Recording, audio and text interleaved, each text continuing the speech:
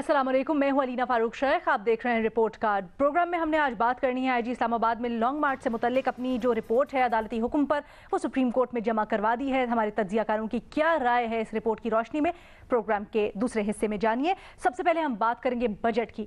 वैसे तो कहा जाता है, सबकी नज़रें होती है बजट की तरफ के शायद आवाम को कुछ रिलीफ मिले, आगे क्या आने वाला है मुल्क में, कारोबार से मुतल्लिक, मईशत से मुतल्लिक सभी की नज़रें लगी हैं। लेकिन ये जो बजट है ये कदरे मुख्तलिफ था। इसमें दावा किया गया था कि जो पिछली हुकूमत थी पाकिस्तान तहरीक इंसाफ की, उसने मईशत को बड़े बुरे हाल में छोड़ा और जो सम थी मुल्क की मईशत की वो बड़ी ख़राब थी, और इसको ठीक करने के लिए जो मौजूदा हुकूमत है ये आई है और ये बजट भी इसी तनाजुर में।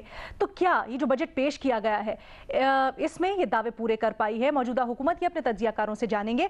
मिफ्ता इस्माइल साहब ने गुज़श्ता रात गुफ्तगू की और वो ये कहते हैं कि पहला टारगेट श्रीलंका की नहज पर पहुंचने से मुल्क को बचाना है, फिर दूसरा अवाम को रिलीफ देना है।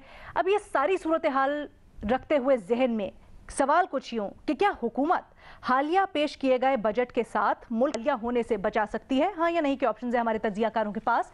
आज पैनल पर हमारा साथ दे रहे हैं मजहर अब्बास साहब, हफीजुल्लाह नियाजी साहब, बेनज़ीर शाह साहिबा, अतहर काज़मी साहब और इरशाद भट्टी साहब फ़ोन लाइन पर हमारे साथ मौजूद है।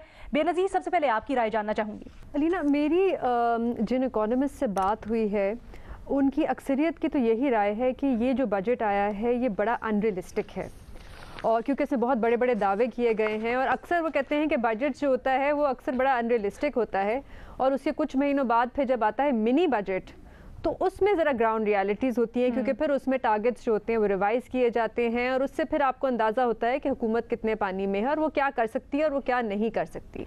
एक सवाल जो बार बार पूछा जा रहा है इस बजट के बाद इकोनॉमिस्ट की तरफ से वो ये है कि आपने इतना बड़ा टैक्स रेवेन्यू का टारगेट तो सेट कर लिया है, लेकिन आप इसको जमा कैसे करेंगे? क्योंकि एक यहाँ पे जो कहा जा रहा है कि आपका एक बहुत बड़ा जो चंक है टैक्स रेवेन्यू का वो आपका इंपोर्ट से आता है, जो इंपोर्ट्स पे सेल्स टैक्स लगता है।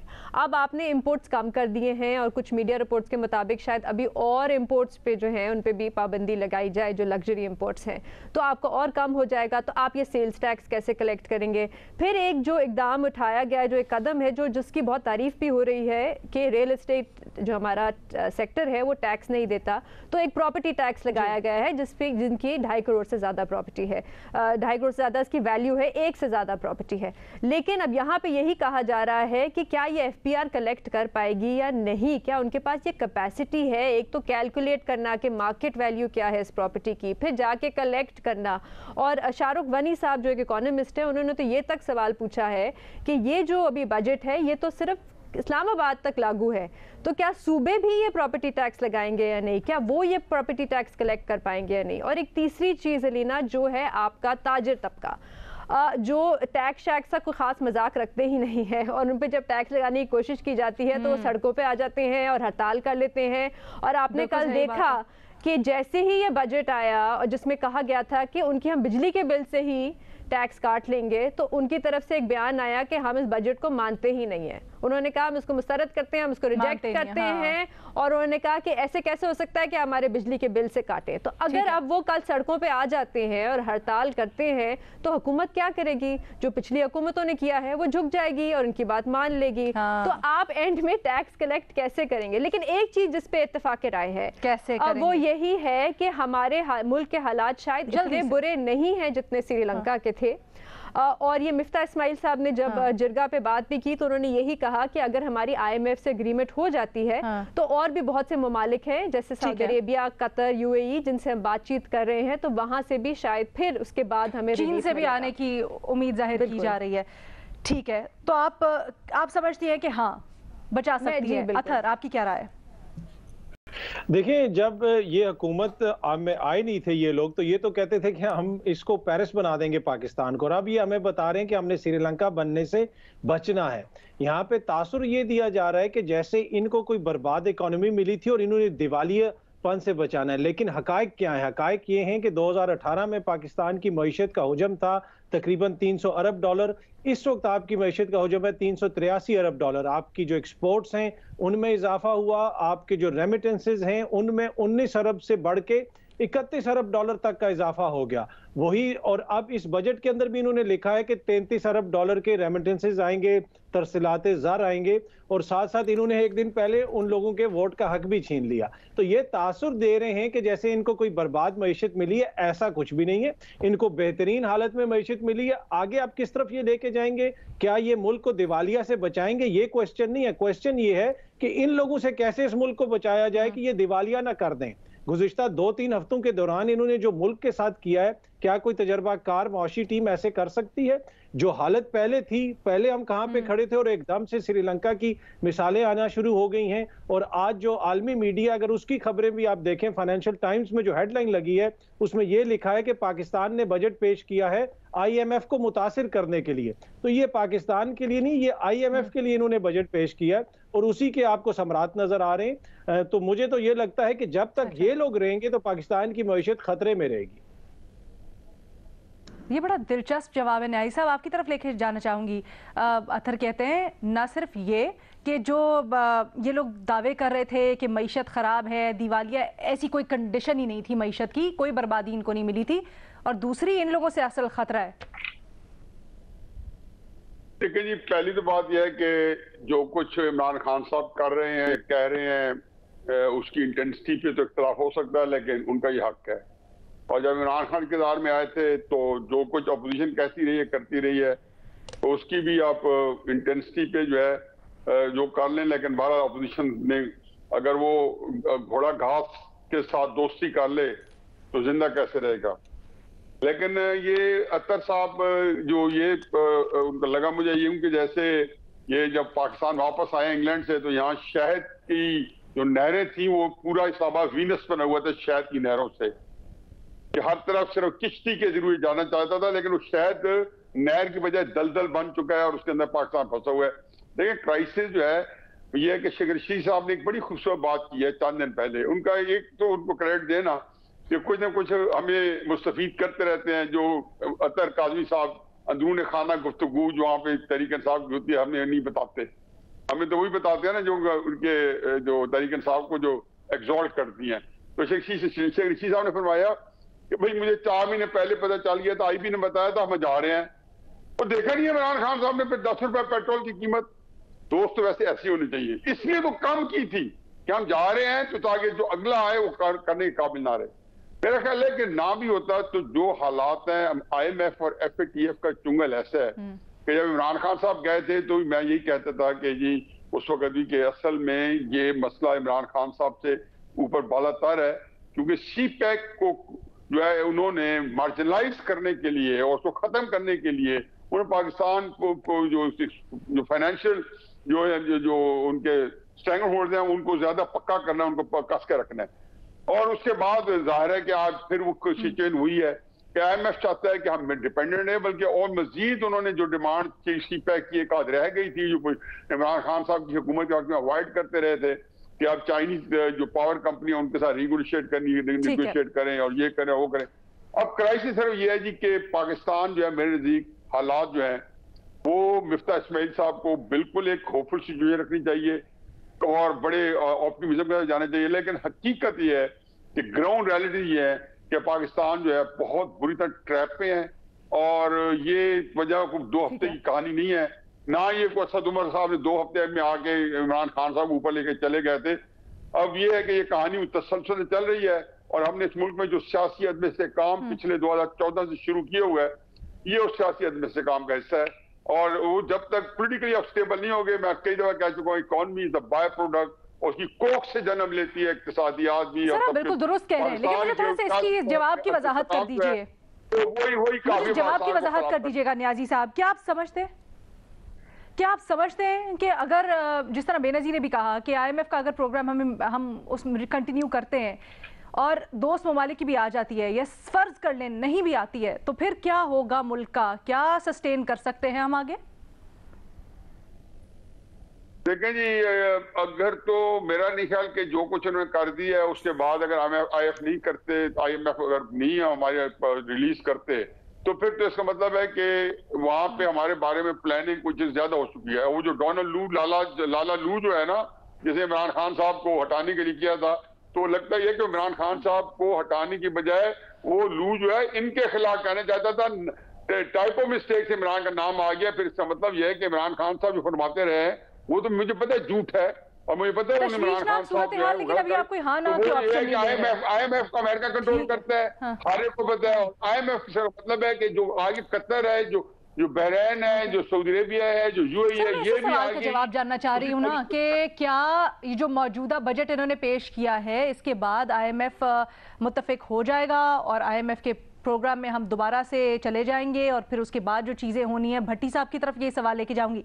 भट्टी साहब क्या समझते हैं? हो जाएगा चांस से जाए, लेकिन ठीक है, दूसरी पॉसिबिलिटी भी रहेगी। अच्छा मैडम शेख, सबसे पहले तो ये एक अजीब सा तासुर पूरा बनाया हुआ है PDM ने और हमारे साहिब इल्म लोगों ने कि ये एक दरवेशों साधुओं का टोला था जो जंगलों में जाके बैठा हुआ था, जिनका दुनिया से इक़्तिदार से दूर दूर तक कोई ताल्लुक नहीं था। एक बंदा था इमरान खान, उसको इक़्तिदार मिल गया, उसने मुल्क डबो दिया, इन साधुओं और दरवेशों के ज़हनों में आया और ये जंगलों से निकले मुल्क कौम की मोहब्बत में, और अपने सर में इन्होंने डाल ली ये सारी, और अल्हम्दुलिल्लाह हमारी कश्ती पार बेड़ा पार लगाने के लिए ये सारा जोर लगा रहे हैं। एक तो ये लगा है वो दुनिया भूल गई है कि 3.5 साल एक एक दिन ये तड़पते रहे इक़्तिदार के लिए, और इक़्तिदार क्यों हासिल किया ये तो आगे आप चल के आप पता चलेगा ना। नवाज शरीफ के पासपोर्ट से लेकर नैब की तरमीम से लेकर और मकसूद चपड़ासी की मौत तक सब। दूसरा ये है कि इस एक और तासुर बनाया हुआ है हमारे प्यारे लोगों ने कि अब लोगों के ख्वाबों में कायदे आजम साहब भी आ रहे हैं और कह रहे हैं कि चलो अपने पाकिस्तान चलते हैं, अब पाकिस्तान महफूज हाथों में आ गया है। और 2000 तो इतना जो इन्होंने रिलीज दिया है 2000 पर पर्सन, वो तो इतना ज्यादा है कि मलका बरतानिया भी आना चाह रही है पाकिस्तान में। तो ये तो वैसे दो चीजें थी मैडम शेख। मैं आखिरी बंदा हूँगा जो ये कहेगा कि पाकिस्तान श्रीलंका बनेगा, नहीं बनेगा इंशाल्लाह, अल्लाह के फजल से बिल्कुल भी नहीं बनेगा। मैं कभी भी ऑप्शन नहीं लूंगा। अल्लाह ना करे कोई भी हुकूमत में आए, ये मुल्क मेरा है और इस मुल्क के लिए IMF अल्लाह करेगा हमारी मुश्किलें आसान हो जाएंगी। IMF के साथ भी हम आगे चले जाएंगे, दोस्त ममालिक भी हम भूखे नंगों के कशकोल में कुछ डाल देंगे, चीजें बेहतर हो जाएंगी। लेकिन 2-3 चीजें मैडम शेख मेरी सुन लीजिएगा। पहली बात तो यह कि भूखे नंगों के कोई बजट नहीं होते, मकरूजों के और जिनके घर के बर्तन तक गिरवी रखे जा चुके उनके कोई बजट नहीं होते, जिनके फुल स्टॉप और कामे तक IMF तय करता उनके कोई बजट नहीं होते, और जिनके 24 करोड़ में 24 लाख भी टैक्स ना देते हों उनके कोई बजट नहीं होते। ये 60 रुपए पेट्रोल, 8 रुपए बिजली बढ़ाकर सब्सिडी खत्म कर यहाँ पहुंचे हैं और इंशाल्लाह बेहतरी होगी। दूसरी बात ये है, कोई ऐसा बजट बताएं जिसे कहा गया हो कि कोई ऐसा बजट बताएं जिसमें कहा गया हो कि ये आवाम, आप दुरुस्त कह रहे हैं, मैंने इब्तिदाई में बिल्कुल यही पॉइंट उठाया। लेकिन सर ये अलमिया है, इस दफ़ा तो चले हमें कड़वा घूंट पीना ही था, लेकिन ये अलमिया है कि हुकूमतें कुछ सियासी तौर पे बजट बनाती हैं, जो हकीकी बजट होता है वो हम उसमें देखते नहीं कि रिफ्लेक्ट होते हुए वो चीज़ें। मज़हर अब्बास साहब, एक और सवाल है कि हम हमेशा IMF को बड़ा एक नेगेटिव उसमें पेंट करते हैं उसकी पिक्चर। हम हमेशा कहते हैं कि जी बड़े ही इसके दुश्मन हैं, नहीं जाना चाहिए। लेकिन जो हमारे हालात हैं, IMF इस वक्त हमारी मजबूरी है। IMF हमें एक तरह से वो डूबते हुए को कहें लाइफ जैकेट है। तो इस वक्त जो इकदाम करने चाहिए थे हुकूमत की तरफ से, जो दावे करके आए थे, वो क्या ये कर पाए हैं? देखिए, जवाब तो मेरा हाँ में ही है, क्योंकि पाकिस्तान ना कभी पहले श्रीलंका बनने जा रहा था, ना इंशाल्लाह आइंदा बनने जाएगा। ये तो सीधा सा जवाब है आपके सवाल का। बाकी देखें, बहैसियत कौम भी हमें कुछ सोचने की ज़रूरत है। यानी कुछ चीज़ें ऐसी हैं जिस पे पॉलिटिक्स से अबव होकर इत्तेफाक राय हो सकता है। मसलन सुबह जल्दी मार्केट खोलने का, ये क्या लॉजिक है कि हम 1 बजे से पहले मार्केट नहीं खुलती, 12 बजे से पहले मार्केट नहीं खुलती? क्यों? दुनिया भर में मार्केट्स की जो टाइमिंग्स होती हैं वो सुबह 8-9 बजे से हमें अपने रवैये तब्दील करने पड़ेंगे। आप मुझे बताएं, महंगाई जो मेरे नुक्ते नज़र से बिल्कुल आसमानों को छू रही है, रद्द-ए-अमल किधर है? आपने देखा कि क्या सड़कों पे लोग निकले? और निकले तो कितनी तादाद में निकले। श्रीलंका में जब क्राइसिस आया तो सारे लोग सड़कों के ऊपर थे। प्रोटेस्ट, जेन्युइन प्रोटेस्ट जो होता था वो जेन्युइन प्रोटेस्ट नजर आया हमें। तो हम तो आप जाके माइक किसी के मुंह पे रख लें, वो आपसे बात कर लेगा, लेकिन हम महंगाई को कबूल करते जा रहे हैं। हम कीमतें बढ़ती हैं, हम उस पर 2 जुमले कहते हैं उस दुकानदार से, उसके बाद उसी प्राइस पे चीज खरीद लेते हैं। हमारे यहाँ कंज्यूमर सोसाइटीज का तस्वुर नहीं है। तो इस पर तो इत्तेफाक राय होना चाहिए कि मार्केट चाहे ताजिर कुछ भी कहें, ये कोई जस्टिफिकेशन नहीं है कि सुबह मार्केट्स ना खुले। सुबह मार्केट्स खुलनी चाहिए और 6 बजे 7 बजे बंद होनी चाहिए। दुनिया भर में ये है। शॉपिंग का कोई 1 या 2 दिन मुकर्रर कर लें, आप वीकेंड पे मुकर्रर कर लें इन चीजों के। तो हमें माशरती रवैये को तब्दील करने की जरूरत है। दूसरी बात, जब तक इस मुल्क में सियासी इस्तेकाम नहीं आएगा, इस मुल्क में माशी इस्तेकाम नहीं आएगा। देखिए ये बड़ी पॉजिटिव चीज है कि आज शौकत तरीन साहब ने बड़ा अच्छी मुफस्सिल जवाब दिया। आप उससे एग्री करें या नहीं करें, लेकिन यही तरीका है पॉलिटिकल डिबेट का कि जो उन्होंने आके जवाब दिया एज बहसियत opposition leader, former finance minister, PTI के रिप्रेजेंटेटिव, उन्होंने जवाब दिया सियासी अदम इस्तेकाम ठीक है नहीं आता अगर वोट ऑफ नो कॉन्फिडेंस नहीं आती। अलीना, एक सियासी इस्तेकाम की तरफ तो हम बढ़ रहे थे।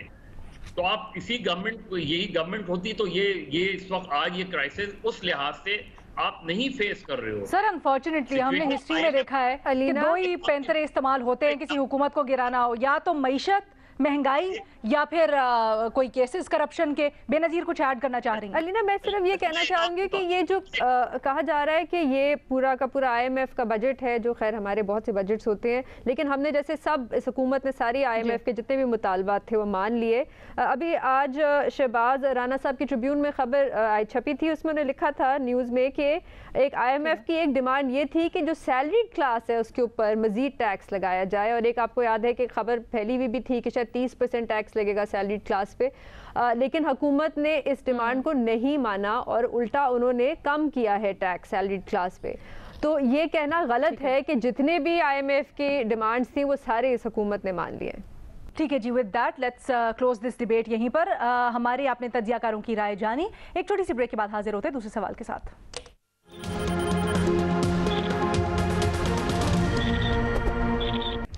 ब्रेक के बाद खुशामदीद। IG इस्लामाबाद ने सुप्रीम कोर्ट में अपनी रिपोर्ट जमा करवा दी है। अदालत ने हुक्म दिया था कि लॉन्ग मार्च की तहकीकात की जाए कि ये मामला कैसे हुआ। 7 से 8 सवालात पूछे गए थे। इस रिपोर्ट में कहा गया है कि मुजाहिरीन को रेड जोन में दाखिल होने की हिदायत इमरान खान ने दी और अदालती हुक्म जब आया तो हुकूमत ने रुकावटें हटा दी कि जो मुजाहिरीन हैं, इमरान खान हैं, वो H9 जलसागाह जहाँ पर मुख्तस की गई थी जगह, वहाँ पहुँच जाएँ। लेकिन अदालती अहकामात के बावजूद H9 जलसागाह नहीं पहुँचे ना इमरान खान ना मुजाहिरीन, बल्कि ये जो 700 से 800 मुजाहिरीन हैं ये तमाम रुकावटें हटाते हुए रेड जोन में दाखिल हुए। पाकिस्तान तहरीक इंसाफ के चेयरमैन इमरान खान और दीगर रहनुमा जिनमें फवाद चौधरी, इमरान इस्माइल, ज़रताज गुल शामिल हैं, इन्होंने कॉल्स दी और बार बार वीडियो पैगामात अपने कारकुनान को देते रहे, पहुंचाते रहे और कहते रहे कि रेड जोन की तरफ आएं। यह भी कहा गया है कि तहरीक इंसाफ के कारकुनान के पास असलहे और डंडे थे, जिसके ऊपर फिर हुकूमत को एक्शन में आना पड़ा और आंसू गैस का इस्तेमाल किया गया। अब ये जो रिपोर्ट जमा करवाई गई है, इसके ऊपर क्या मुमकिन कार्रवाई है? इसके लिए हमारा सवाल कुछ यूं कि रिपोर्ट की रोशनी में इमरान खान के खिलाफ क्या कार्रवाई होनी चाहिए? ओपन ऑप्शन है हमारे तज्जियाकारों के पास। भट्टी साहब, आपकी सबसे पहले राय जानना चाहूंगी। मैडम शेख, पहली बात है कि हम एक स्टेप आगे हैं। ये रिपोर्ट में जिम्मेदारी आयद IG नहीं कर सकता। IG 7 सवालों के जवाब दे सकता है और उसमें इसी तरह IG उन लोगों में से एक है जो 4-5 लोगों से सुप्रीम कोर्ट ने सवाल पूछे थे। ये 7 सवाल जिनमें DGIB भी हैं, DGISI भी हैं, चीफ कमिश्नर भी हैं और IG इस्लामाबाद और एक आध और थे। तो वो ये सवालों के जवाब देंगे। उसके बाद इन सारे लोगों के सवालों के जवाब के में सुप्रीम कोर्ट अगर क्या जिम्मेदारी आयद करेगी तो वो फिर तयन करेगी कि क्या सजा मिलनी चाहिए।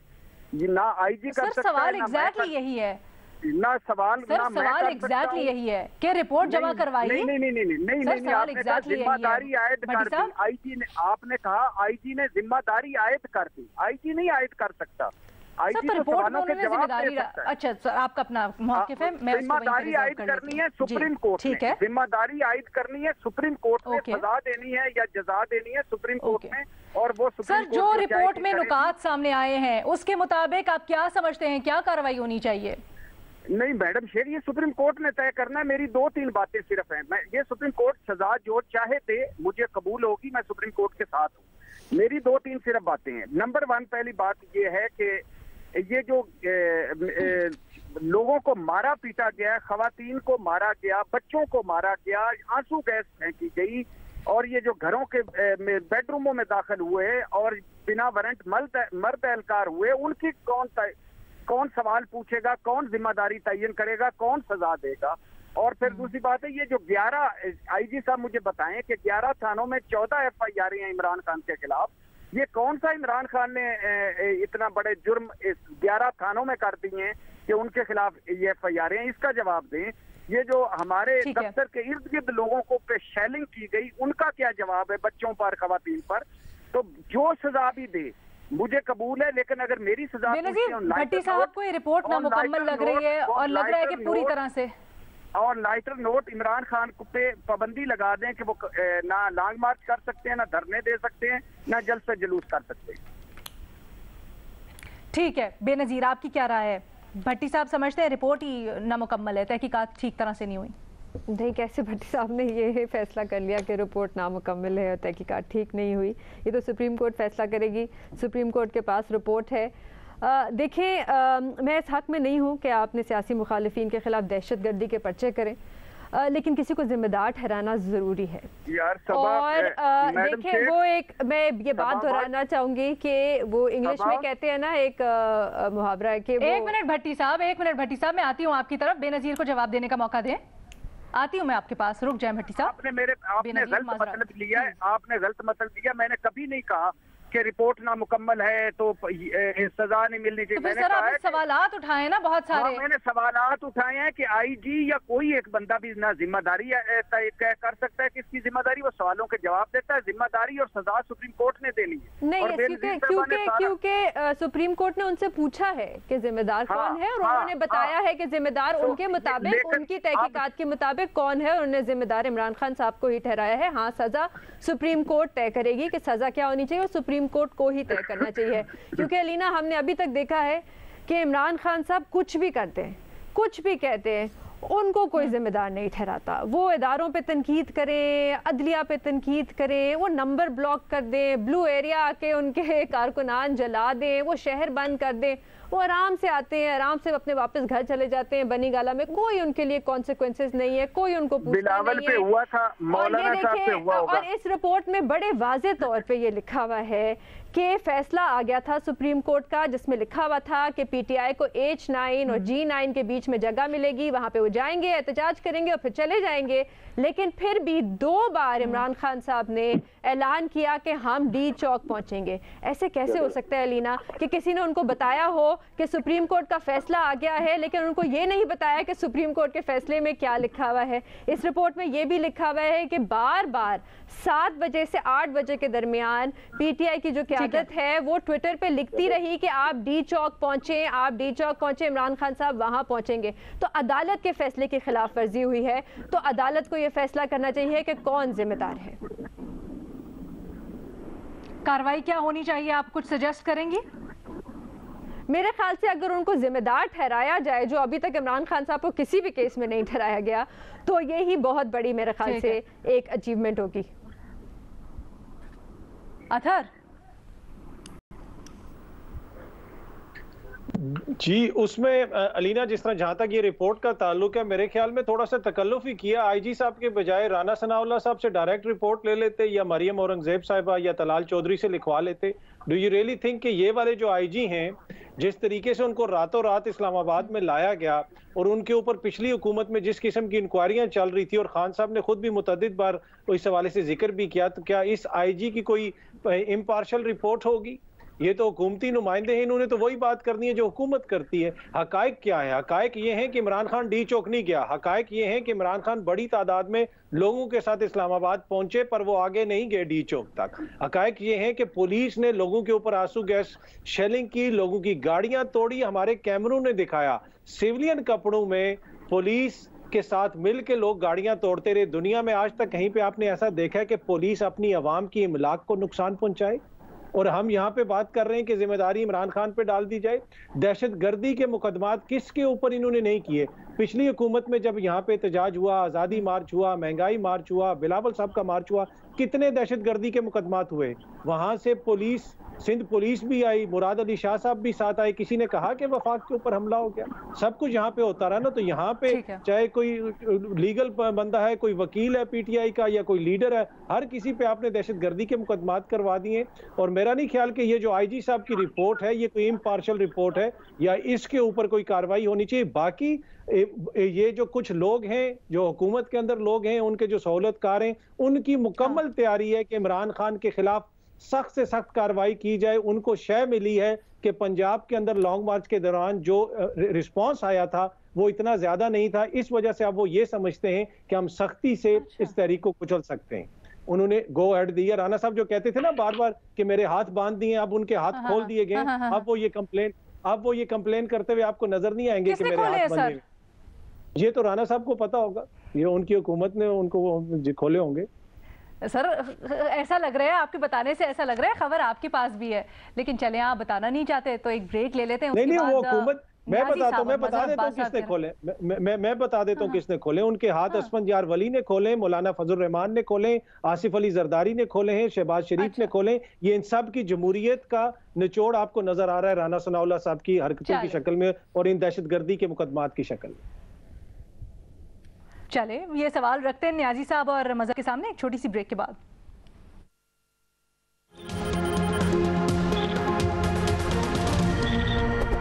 ब्रेक के बाद खुशामदीद। न्याजी साहब, ब्रेक पे जाने से पहले अतर कह रहे थे कि जो आईजी पंजाब की रिपोर्ट आई है ये बड़ी जानिबदार रिपोर्ट है और उसके ऊपर तहफ़्फ़ुज़ात का इजहार किया है। साथ ही साथ कहते हैं कि कोशिश यही होगी कि किसी तरह से लॉन्ग मार्च को रोका जाए और ज़रा सख्त लाया अमल हो इमरान खान के खिलाफ। आप क्या समझते हैं? कामरान शाह के प्रोग्राम में जिसमें शेख रशीद साहब बैठे थे, उन्होंने हर प्रोग्राम में दोहराई ये बात, और जो खबर पूरे पाकिस्तान में ब्रेकिंग न्यूज के तौर पे आई उसमें उन्होंने ये कहा कि जी ऑपोजिशन ने कहा नहीं, इनको लॉन्ग मार्च करनी है और हमने इन्हें करवानी है, क्योंकि उनको पता चल गया था कि लॉन्ग मार्च के अंदर जो इनकी जो जिसको कहना चाहिए कि वो जो शो ऑफ स्ट्रेंथ था वो इतना इंप्रेसिव नहीं था। बाकी इमरान खान साहब पे पहले मेरा बयान है कि मेरे बंदूक के पास असला था और वो असले के साथ आना चाहते थे। फिर उसके बाद ये बात इस तरीके के साथ कहती है पुलिस से आग लगा दी। देखिए पहले ये 7 सवाल भट्टी साहब और सारे पढ़ लेते कि सुप्रीम कोर्ट ने जो आज 10 क्वेश्चन क्यों है क्या, उन्होंने ये नहीं, उन्होंने यही कहा कि बताएंगे किसने किया है। पुलिस ने अपनी रिपोर्ट दे दी है। उनके नजदीक उन्होंने बताया कि इसके जिम्मेदार इमरान खान है, कि जिनको ये नहीं पता चला था कि जाने तो न जाने गोली न जाने, सुप्रीम कोर्ट कहते हमें नहीं पता चला कि इमरान खान साहब तक ये बात पहुंचे डी चौक की नहीं। और चौधरी साहब ने ये कजिया हल कर दिया। उसने कहा सुप्रीम कोर्ट कौन होती है हमें डी चौक रोकने से, और ये अब हमें बताया जा रहा है कि डी चौक इनको जाने दिया जाता और जियो के दफ्तर के जो पत्थर शीशे टूटे हैं वो भी सर क्या होना चाहिए, मुझे मुख्तसरन बताइएगा, एक लाइन में बस बताइएगा। कार्रवाई वही होनी चाहिए जो बेनजीर ने कही है कि जो वाकई देखो दहशतगर्दी के पर्दे नहीं होनी चाहिए, लेकिन एक बंदे को कम से कम एक आपने डी चौक में मना किया हुआ है। बिलावल आता है, फजल रहमान आते हैं, कोई डी चौक नहीं आता, हर जगह अपने जलसे करके चले जाते हैं। और ये जो है लोगों को इश्तिहार दे रहे हैं, उसकी रोशनी में तौहीन अदालत की तो कम से कम तौहीन अदालत की तो बनती है। मज़हर साहब ठीक है, मज़हर साहब मानना पड़ेगा कि तौहीन अदालत की है उन्होंने। ठीक है, देखिए मज़हर साहब, देखिए अली ना सवाल ही गलत जगह किए गए। मसला ये कि जो फोर्स यूज हुई है उसके सरबराह ये कैसे कह सकता है कि मेरी फोर्स जिम्मेदार है। एक इंडिपेंडेंट, मेरे ख्याल में इंतहाई माजरत के साथ, एक इंडिपेंडेंट कमेटी होनी चाहिए थी जो रिस्पॉन्सिबिलिटी फिक्स करती कि जी इमरान खान ने, और ये बात ठीक है अपनी जगह, कि इमरान खान ने वाज़े तौर पे ये कहा कि डी चौक पहुंचे, मैं 1 घंटे में पहुंच रहा हूं। ये उस फैसले के बाद की बात है, ये बात तो अपनी जगह है। लेकिन अगर फर्ज करें, अव्वल तो डी चौक पर जब बना हो गया तो डी चौक को कॉर्डन ऑफ प्रॉपरली क्यों नहीं किया गया? क्योंकि डी चौक को कॉर्डन ऑफ तो किया जा सकता था अगर सुप्रीम कोर्ट के फैसले के बाद डी चौक तो कॉर्डन ऑफ हो सकता था, लेकिन वो नहीं किया गया। डी चौक अलाउ किया गया, ऑफ ही था। नहीं सर, कॉर्डन ऑफ था सर। हाँ जी, क्या कह रही हैं sir? D Chowk cordon off था। डी चौक को तो सबसे पहले सील किया गया था। डी चौक हाँ जी, वो बाद में हुआ जब उन्होंने कहा H9 जा रहे हैं। पुलिस वहां शिफ्ट हो गई थी वहां के सिक्योरिटी के बंदोबस्त करने के लिए इमरान खान जहां मारे तो उन्होंने 3-4 किलोमीटर तक सिक्योरिटी क्लियर करनी थी। न्याजी साहब माजरत के साथ, ये कैसी फिक्स हो गई थी कि वो अपनी जगह पे पहुंच गए? 700-800 लोग कैसे पहुंच गए? नहीं देखिए मैं बता रहा हूँ जी कि प्रॉब्लम एक तो ये कि दहशतगर्दी का मुकदमा तो किसी पर नहीं बनता। इनको दहशतगर्दी की डेफिनेशन ही नहीं पता कि एंटी टेररिज्म उसमें डेफिनेशन क्या है दहशतगर्दी की। जिस किसी को चाहते हैं और खासतौर पे पॉलिटिकल विक्टिमाइजेशन आप बना देते हैं, उसके ऊपर लगा देते हैं, तो दहशतगर्दी का तो बनता ही नहीं है। चीज ये कि इमरान खान ने ये बात की, वो ऑन रिकॉर्ड है कि डी चौक पहुंचे उसमें, लेकिन क्या और पुलिस ने उन पे जो क्राउड है उस पर लाठीचार्ज भी की, आंसू गैस भी चलाई, ये सारी तो वायलेशन तो दोनों तरफ से हुई है। वायलेशन से मुराद ये कि जिस तरीके से रोका गया, जिस तरीके से और सिर्फ वही नहीं है, आप प्रोवोक कर रहे हैं, आप लोगों को और खवातीन को घरों से उठा रहे हैं, उनके घरों पे छापे मार रहे हैं और वो भी बगैर वारंट के। ये सारी चीजें हुई हैं इस पूरे दौरान। तो मेरा ख्याल है फिक्सिंग द रिस्पॉन्सिबिलिटी के बजाय ज्यादा बेहतर होगा कि सुप्रीम कोर्ट किसी खातून को घर से उठाया नहीं गया। ये जो हमारे जैसे अगर छापा में किसी खातून को उठाया नहीं गया, मेरा ख्याल है कि ये खबर ये सही नहीं है। घर से अहमद अजहर की बात नहीं कर रहा न्याजी साहब, मैंने तो अहमद अजहर का नाम ही नहीं लिया। नहीं मैं वो जो यास्मीन राशिद उनके घर पे थी ना, तो वो जो धरना दिया बाद में जिन्होंने। नहीं सर, वो यास्मीन राशिद नहीं, मेरा ख्याल है वो उनका कह रहे हैं ना, शीरी मजारी का कह रहे हैं। ठीक है, लेकिन वो जो दूसरे केस में हुआ था, हाँ जो दूसरा केस था, असल चीज ये कि सुप्रीम कोर्ट को वो तो धरने के बाद एक तय कर लेना कि अगर रेड जोन है तो रेड जोन को डिफाइन करें, तो फिर रेड जोन की वायलेशन नहीं होनी चाहिए। ठीक है। और दूसरा अलीना, इसमें एक छोटी सी चीज ये है कि खातून को घर से नहीं उठाया गया, पर ख्वातीन के साथ जो सड़कों के ऊपर किया गया, वो हमारे अच्छा, अब ये जो चीज है ना, ये आप पॉइंट्स आप लोग जो सारे उठा रहे हैं वो अपनी अपनी जगह बिल्कुल बजा है, वो बिल्कुल आपके जायज पॉइंट्स है, लेकिन इसका जवाब भी फिर ये होता है कि जब एक तरफ ने आ रहा है कि जो क्राउड है वो उसके पास असलहा भी था, वो पत्थर भी मार रहे थे, वो डंडे भी साथ लेके आए हुए थे, तो उस वक्त फिर पुलिस क्या कर सकती है? क्या वो उस वक्त सिचुएशन को कंट्रोल करने के लिए आंसू गैस की शेलिंग की गई, कई मौकों पर उन्होंने कहा है कि डंडे भी बरसाए गए, पीछे हटाने की कोशिश की गई, क्या वो कर सकती थी हीट ऑफ द मोमेंट में या नहीं? ये सारे सवालात हैं जिनके आने वाले दिनों में जवाब जानने की कोशिश करेंगे, और ऑफ कोर्स सुप्रीम कोर्ट इसके ऊपर क्या कार्रवाई करती है उसके ऊपर भी हमारी नजर आने वाले दिनों में आपको आगाह करते रहेंगे। अभी इजाजत दीजिए, अल्लाह हाफिज।